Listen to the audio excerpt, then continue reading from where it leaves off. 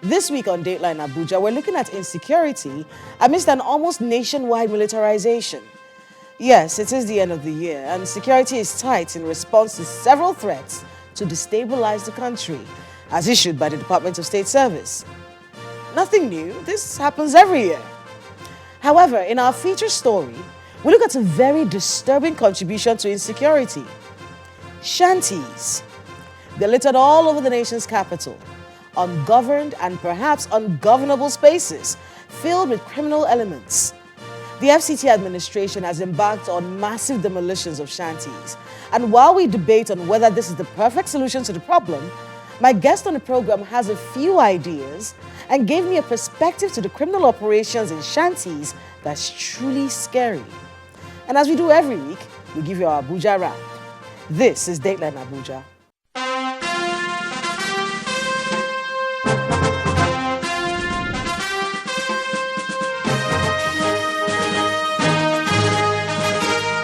Hello and welcome to Dateline Abuja. I am Kayla Magwa. Let's begin by looking at the major happenings from Nigeria's seat of power. President Muhammadu Buhari hosted the 60th Ordinary Session of Authority of Heads of State and Government of ECOWAS, where he highlighted the threat to African democracy in Mali and Guinea, as well as other threats in West Africa, like terrorism. Our democracy is being challenged in Mali and Guinea. Furthermore, threats are looming around environmental degradation and climate change on our farming system. We are facing a network of criminals, including terrorism. All of these challenges require our collective action to work in concert with each other to pragmatically address and provide our people better prospects in life. President Buhari later met with the Speaker of the ECOWAS Parliament, Dr. Sidibe Mohamed Tunis. The Speaker was accompanied by two of his deputies. The President held the meeting in the company of the Minister of Foreign Affairs, Mr. Jeffrey Onyema, the Minister of State for Foreign Affairs, Ambassador Zubairu Dada, and the President's Chief of Staff, Professor Ibrahim Gambari. The President received briefing from some state governors during the week. First, he met with Governor Aminu Tambuwal of Sokoto State, who came to brief the President on the recent incident of banditry in his state. The President also met Governor Aminu Masari, who led a delegation of Katsina State elders to the meeting. Governor Masari used the opportunity to call for more collaborations by states in the Northwest to address the security situation in the region. What is most important for us to succeed is for all the states, especially in northwestern states, to take the pain and work together to make sure that we block all the loopholes. Luckily enough, the states, including Niger and Nasarawa that border us, we are working together to make sure that we bring this to a manageable and tolerable. By the same token, the President also met with Governor Darius Ishaku of Taraba State. The governor told State House correspondents that the President has promised to support the state by addressing the porous borders that threaten the sovereignty of the country. It will be recalled that 11 Nigerians were killed by suspected Amazonian separatists from southern Cameroon nearly 4 weeks ago, sparking outrage and condemnation. That's why I'm here, to see Mr. President, because he alone can give the order for us to strengthen our border there. We might need also a naval base to be able to secure and police and monitor the people that go in and out, and also an immigration post. All these are requests, and I think Mr. President has assured me that he will do something about it. The President also met with Governor Abdullahi Sule of Nasarawa State, who, unlike his colleagues, is glad that his state is enjoying relative peace, which is yielding results in the state's agricultural sector. The President left Abuja for Istanbul, Turkey, where he's participating in the 3rd Turkey-Africa Partnership Summit, hosted by President Recep Tayyip Erdogan of the Republic of Turkey. Aside from his wife, the President is accompanied by some members of the Federal Executive Council, as well as the National Security Advisor, retired Major General Babagana Mongono, and the Director General of the National Intelligence Agency, Ambassador Ahmed Rufai Abubakar. The President marked his 79th birthday while on the trip. He's expected back in Abuja on Sunday, December 19th. The Vice President, Professor Yemi Osinbajo, also received a guest in the form of the Prime Minister of Sao Tome and Principe, Mr. Jorge Lopez Bomesus, who was accompanied by the country's Foreign Minister, Honorable Edith Ramosa da Costa Tenhua. Nigeria's Minister of State for Foreign Affairs, Ambassador Zubairu Dada, was also in attendance at the meeting. The Presidential Enabling Business Environment Council marked its 5th anniversary this week. Vice President Professor Yemi Osinbajo, who chairs the council, says heads of agencies resistant to the changes necessary for ease of business must change or adapt as quickly as possible. Nigeria has moved, as we've heard, an aggregate of 39 places on the World Bank Ease of Doing Business Index since 2019, and we were twice named as one of the top most improved economies in the world in the last 3 cycles. Most of the problems come from systemic constraints or agencies and officials sometimes who fail or resist change. So we must in the coming months work with the agencies to implement a more aggressive accountability audit. And the report that we've just launched is really the first step in that direction. The Federal Executive Council has approved a review and upgrade of the take-home pay of police personnel in the country by 20%, and this will take effect from January 2022. The Minister of Police Affairs, Mr. Megari Dingyadi, made the announcement after the council meeting chaired by President Muhammadu Buhari at the newly renovated council chambers.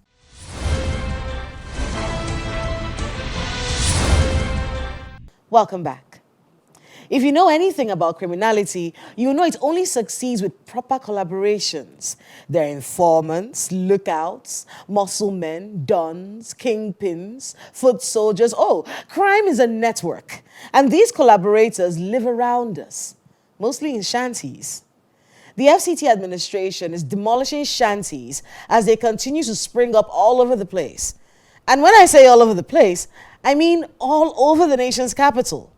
The authorities insist that these shanties have become home for criminals. Our feature story looks at why shanties spring up in our communities and if demolishing them is the solution to Abuja's rising criminality. This is part of efforts by the Federal Capital Territory Authority to rid the nation's capital of criminal elements and their hideouts. Take this engine machine to the car! Shops and illegal markets along the road were removed by a team led by the FCT Ministerial Task Force on City Sanitation. Despite being the seat of power, which implies higher security presence, the FCT has been in the news for all the negative security reasons, ranging from kidnappings to robbery. Particularly, several kidnappings have been recorded in border communities. These abductions were reported in areas like Gwagwalada, Kubwa, Pegi, Abaji, Tungamaji, and Buari. According to a 2020 report by SB Morgan, FCT ranked 11th among the places where abductions have been rampant in Nigeria. Security situation in the country and as vis-a-vis the FCT is not something that is encouraging because it could be better. You know, by all standards, it could be better. But this is the city center for crying out loud, so it could be better. It's worse off outside the city. If you go to the other areas, the remote areas in the city center, it's worse off. In fact, they don't even have security.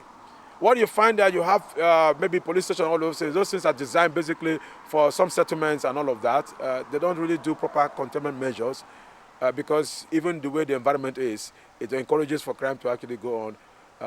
With ease. One kidnapping that residents will not forget in a hurry is the University of Abuja abduction. The university is 45.4 kilometers to Abuja city center.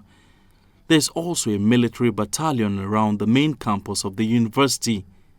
Nevertheless, the victims were rescued 3 days after. As I'm standing now, my joy knows no bound. I'm highly delighted. I can't just express the level of joy I have in my mind now. It's a great one. What actually was there ransom pay? How were they rescued? No, no ransom. No ransom paid. Please take note that we have also arrested some of the suspects. And it was the pressure mounted on them that gave way for this result. All the security agencies came together, joined hands to see that this success is achieved. Aside from these attacks, the criminal activities ravaging the FCT include murder, armed robbery and cultism. This estate in the Idu area of the city is one of many projects under the mass housing program of the FCT administration. They have had their share of security breaches. The situation is further worsened by the poor state of infrastructure in the area. For them, the issue is with the growing presence of miscreants living in shanties around the estate. We have a shanty behind us here. All manner of people just, barging into the estate at any point in time. And most times they've attacked a few of my neighbors here. And even for those who are still constructing, you discover that most of the construction materials are stolen most times. So it's been of a great challenge to us. And we're appealing to the FCT administration, to the minister and the directors there to find a way to continue with the third road coming in from the Turkish hospital down towards Ochacho Estate, Global, and then Chase Bond. If that is opened up, you discover that these shanties will definitely give way, security will improve, and it will be of great support to even the policemen to be able to carry out patrol. The road is a major challenge for us because everything, even when we try to persuade the owner of the estate to do most of this internal infrastructure, he complained about the fence, that before he could do anything, he wants the place to be fenced, so which supposed to go along with the road. So the road is done, the shanties will be removed, the fencing will be done, the police post will be established. I know every other thing will follow. These criminalities necessitated the enforcement of an earlier directive banning the use of motorbikes within the city center. About 1,500 confiscated motorcycles were crushed. The authorities explained that the motorcycles are used by individuals to perpetrate crime in the city. As you can see, they are all here in this yard, are going to be crushed completely, like what we have here behind us. And there are about another 600 again that are undergoing the process of forfeiture, which will also follow the same procedure with these ones. And of course, it will repeat itself with other people that has refused to follow the rules and the regulation guiding the operation of Okada in this city. So this is to send signal and warning for recalcitrant operators, and for the law-abiding ones that are ready to obey the law. We are equally ready in Synergy, as you can see us here, to work with them as partners, because we believe that they are equally partners in the transportation business in the city. So that is the purpose of this exercise today. And you have seen the process is ongoing and is going to be continued until the last motorcycle here is completely crushed. After the crushing, of course, because these motorcycles are already crushed, they are going to be recycled, of course, to other useful things for the society. They use most of these motorcycles to commit most of the crimes, especially kidnapping, banditry. You are all aware. They use these motorcycles. They hardly use motor on those, difficult terrain. This is what they use. Even within the city centers, this is what they use as getaway position. They always use motorcycles. So that is why it will reduce crime and criminality. The police continue to plead with residents to assist the force with information that will aid efforts to stop criminality in the nation's capital. My guest on the program is retired Air Commodore Abayomi Balogun. He has 33 years of active service under his belt and was part of Nigeria's peacekeeping efforts in Liberia, Sierra Leone, and various joint military operations in Nigeria. These days, he advocates for war veterans and is a security expert both locally and internationally. When you go into high crime areas, there's always a character there called Old Soldier. Ever heard of this person? All the area boys are loyal to him. The buck stops at his doorstep, and somehow he knows what the security forces are going to do before they do it. Well, my guest explains how this character came about and why Old Soldier thrives in Shanties.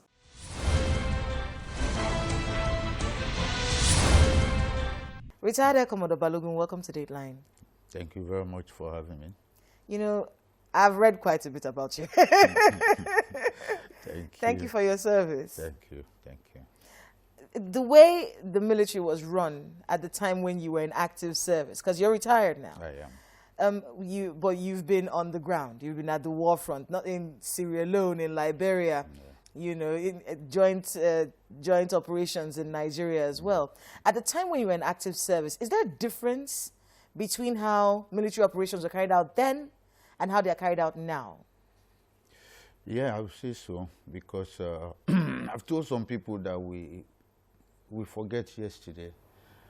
If not, what we did in faraway Liberia and Sierra Leone was the ideal way to go, where we were all our brother's keeper, the Army and the Navy and the Air Force. We fought together in unison, and that's why we achieved what we did. And even the operation in Nigeria started on a good note. They were fighting jointly, especially when the operation was under the command of the DHQ. But when they changed that and the services went their ways, and normally it is in unison that you can achieve more. Until we learn to come back together and fight as a team, then we will succeed in no time.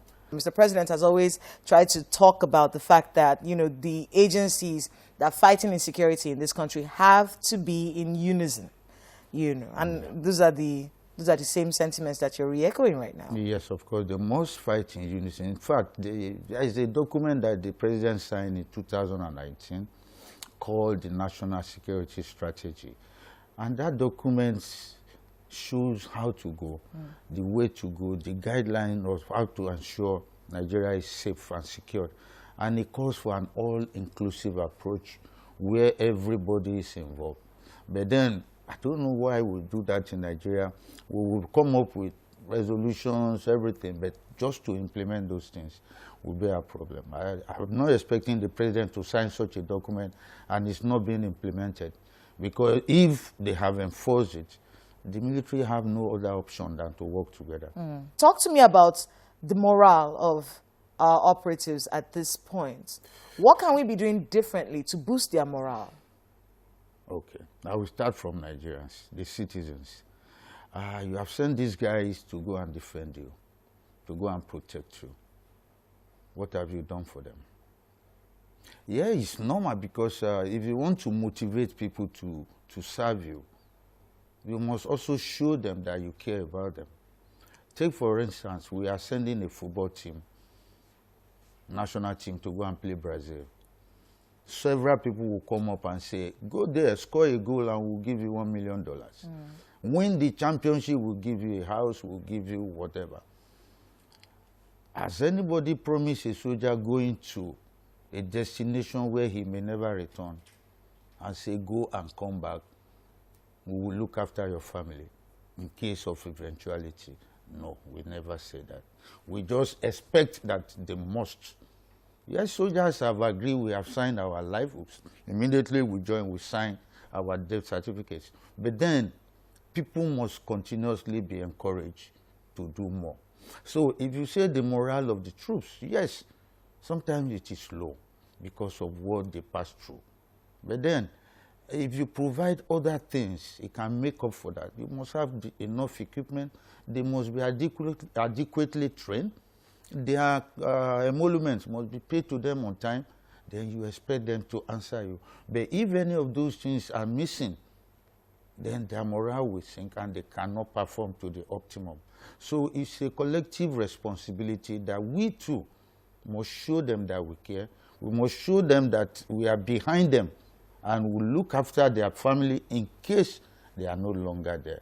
But we don't do that. So I think we have a role to play as citizens. Shanties are a reality, not just in the nation's capital, in Lagos, around the country. And it's actually, it's a symptom of a deeper problem, which is the fact that it is difficult to survive in many cities in Nigeria, especially in Abuja. So what happens is, because people cannot afford to live in the city center or cannot afford to live in the suburbs, they move into these shanties. Yeah.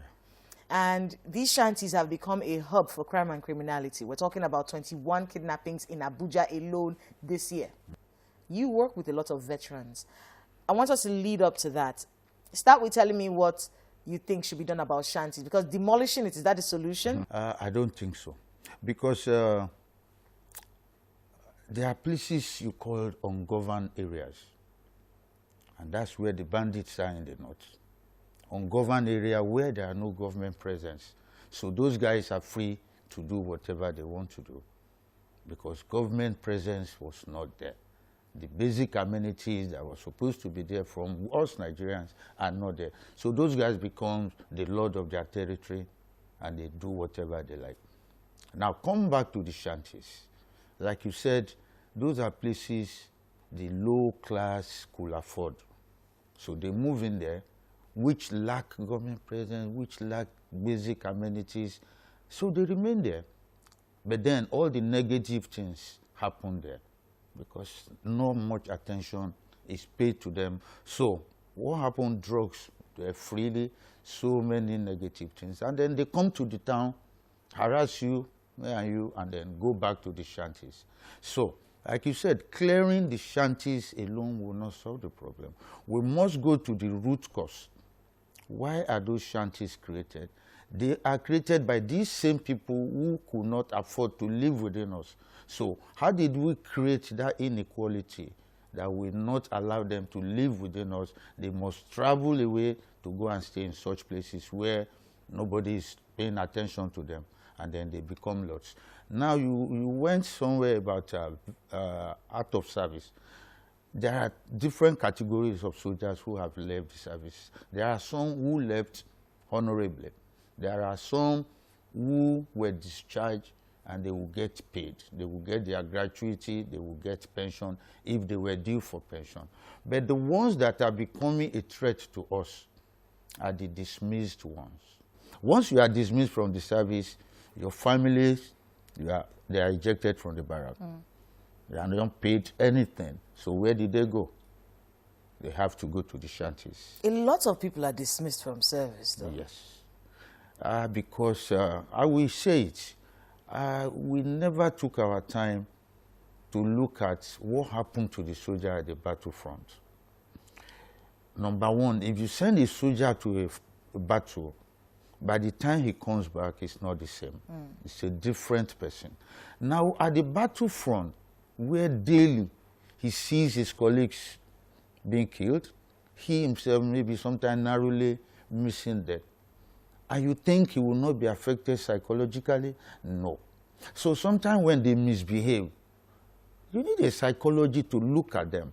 Is this behavior a natural thing or induced by other factors? So if you have a psychologist at the battlefront, there must be. Emotional intelligence must come to play. Look at the man. How does he feel?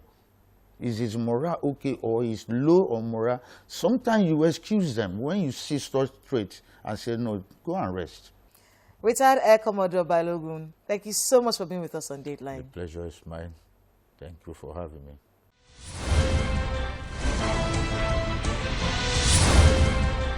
Thanks to my guest and to all of you for tuning into this week's edition of Dateline Abuja. It is Christmas, and yes, a lot of you are traveling or have traveled for the holidays. This is lovely. If your physical presence is not extremely essential in your village or wherever you're traveling to, go virtual. Send video messages. Send money. Organize virtual hangouts. The times are different. Don't put yourself in perilous situations and scream foul when they unravel. If you can avoid traveling, stay home, stay safe, and let's keep the conversation going on our social media handles. Let us know the happenings in your neighborhood using these handles showing right now on your screen. Thank you so much for watching. I'm Kayla Megwa. See you next time.